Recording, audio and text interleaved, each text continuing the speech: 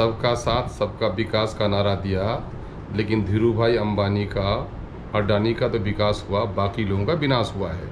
Petrol की कीमत 71 रुपये थी और डीजल की कीमत 55 रुपये थी, तो आज भी 40-45 रुपये ज़्यादा अभी वसूल कर रहे हैं।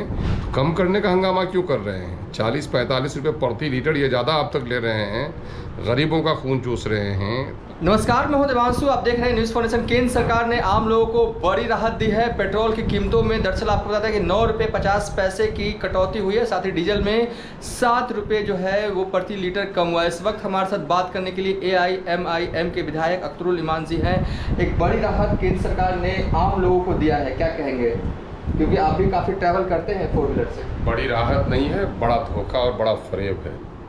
जब से केंद्र में मोदी की सरकार आई है, सबका साथ सबका विकास का नारा दिया, लेकिन धीरू भाई अंबानी का, अडानी का तो विकास हुआ, बाकी लोगों का विनाश हुआ है।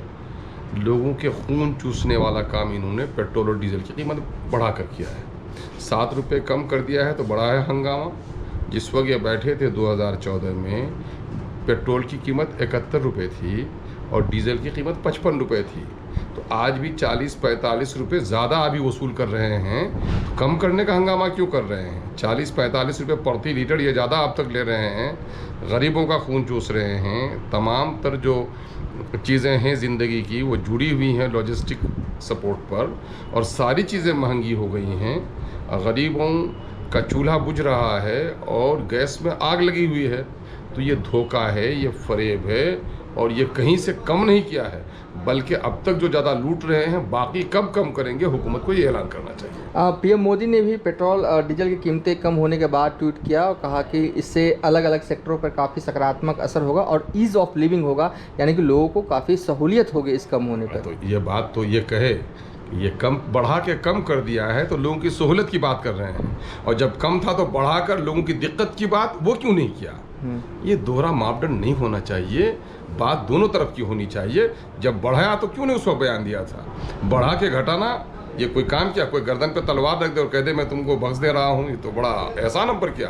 तलवार रखी ही क्यों थी? बढ़ाया क्यों उसने? आपने इसमें भेड़ बढ़ा दिया है, एक्साइज आपने बढ़ा दिया है सारे। तो ये मामला तो लोगों की रोज़मर्रा की ज़िंदगी से जुड़ा हुआ मसला है।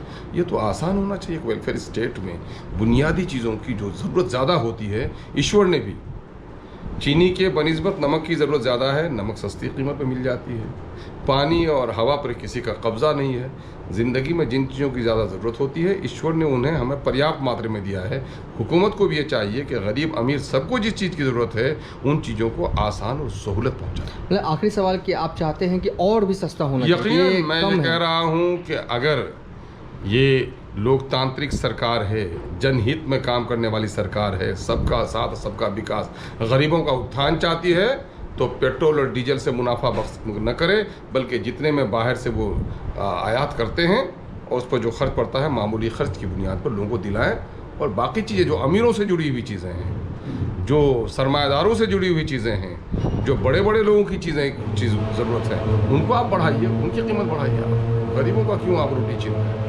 चलिए, ये थे अख्तरुल ईमान जो साफ तौर पे कह रहे हैं कि भले ही कटौती हुई है, लेकिन इससे कोई राहत जो है वो आम लोगों को नहीं होने वाला है। अगर राहत देनी है तो और भी कीमतों में एक तरह से कटौती करना होगा। फिलहाल अभी तक के लिए इतना ही। आप देखते रहिए न्यूज़ फाउंडेशन।